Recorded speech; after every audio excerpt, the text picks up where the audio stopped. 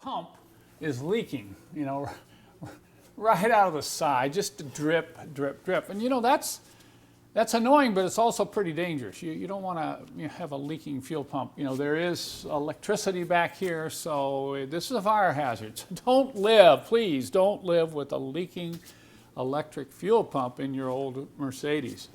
The challenge of getting the pump off, it's not how difficult the pump is to remove, it's the fuel that's going to be leaking all over the place.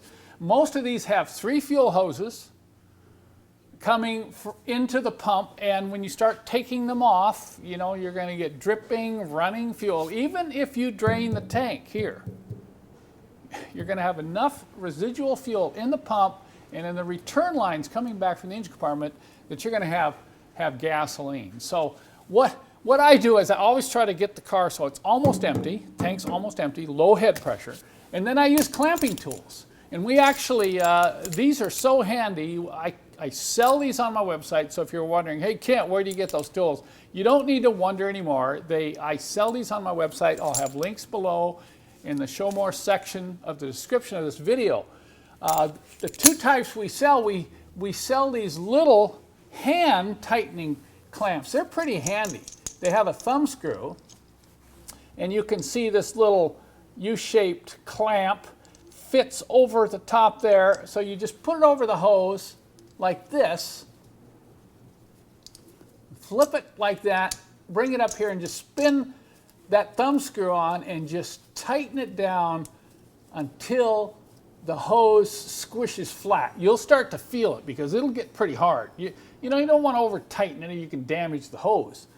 Then the other one that we offer, and this is one of my favorite tools, by the way, when I discovered this. This is a Vise grip style hose clamping tool. And I'm going to put it over this larger tank outlet hose, and I'm going to squeeze down on it. You just squeeze, and you can adjust it just like you adjust a Vise grip. You want to get it nice and tight so it'll lock up, but you don't want it to be so tight that it's going to, you know, over squeeze the internals on that fuel hose. So I'll just clamp that off. Now, I like this tool so well that I've got 3 of them in my toolbox, okay? But I also wanted to show you this other style. Those are the 2 I like. There's a couple others out there. There's one similar to this that has a ratcheting release. I really don't like that. It doesn't tighten down tight enough.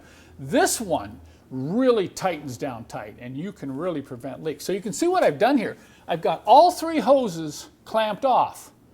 That doesn't mean I'm not going to get any fuel, because I'm still going to get residual fuel leaking out of the pump and just a little bit out of the ends of these hoses. So you definitely want to get a drip pan, have a fire extinguisher handy because you're dealing with gasoline here, and go ahead and unhook the battery. This is really important. Unhook the battery before you do this so you don't have any voltage or any potential for voltage back here at the pump.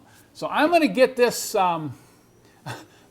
all taken off. This isn't difficult to remove. Once again, you may have rotten fuel hoses, by the way.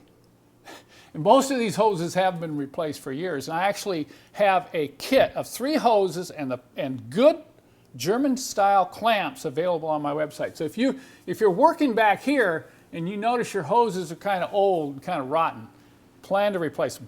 Plan to get new hoses and clamps even before you drain the fuel out and remove the pump from the car.